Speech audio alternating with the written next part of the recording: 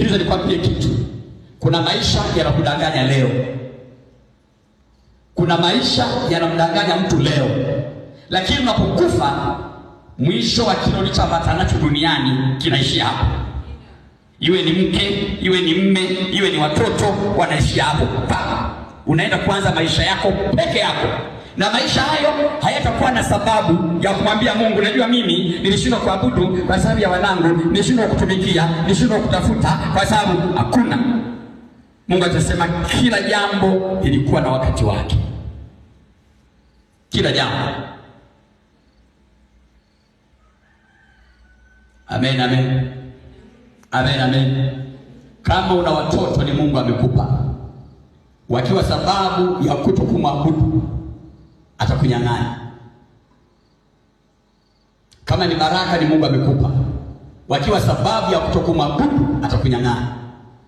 Kama ni mke ni mme Mungu amekupa. Wakiwa sababu ya kutokumwabudu, Mungu atawaondoa. Wewe unadhani wale wajane hawatamani kuwa na familia? Lakini walinyang'anya. Mauti ilikuja ikachukua mume wake, ikachukua mke wake. Naona? Lakini kuna kile ambacho Mungu amewaridhia, hata hivi mpaka wanazeeka, ana mume wake, ana mke wake, anaangalia watoto wake. Kwa hiyo kile Mungu amekupa, anasema kitumie kwa shukrani. Shukrani ni nini? Shukrani sio kusema asante. Shukrani katika matendo. Na shukrani sio tu fedha. Kuna mwingine anasema shukrani anachukua hela yake analeta kuja kumshukuru Mungu, anaendelea na mambo yake. Shukrani ni kutoa muda wako kwa ajili ya kumwabudu. Amina, amina. Kumwabudu Mungu ndiyo shukrani hiyo Mungu anaitaka ya kwanza. Kwa sababu Mungu utampa nini Mungu? Fedha na dhahabu ni mali yake. Yaani Mungu utampa nini? Fedha ni mali yake, wewe mwenyewe ni mali yake, dhahabu ni mali yake, hizo nguo ni mali yake, udongo unaojengia nyumba ni mali yake. Utampa nini Mungu?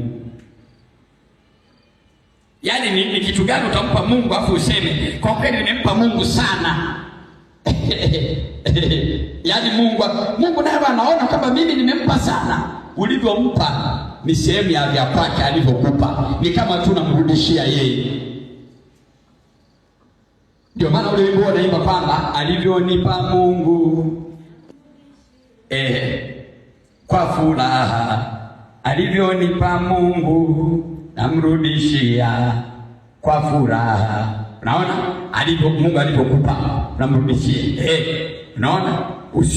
Usianze kuona ni vyangu sasa, mimi ndio nampa Mungu, nimempa milioni, Mungu aone nimempa nyingi. Nimempa Mungu 30,000, Mungu aone nimempa sana. Yaani ile kile unachotoa ni sehemu yake. Kama leo kungekuwa na duka la uhai na mtu anaenda kununua, hebu nisikilizie tu, oksijeni hii ya hospitali unalipia shilingi ngapi? Kama ulikuwa na ndugu akawekewa ule mtungi wa oksijeni, sio bure ule. Lakini hebu ona hewa ya Mungu unavuta asubuhi mpaka jioni, siku 365. Na ndio mapua makubwa kweli, mpaka hata wanamalizia wengine hewa. Lakini Mungu anasema ni bure.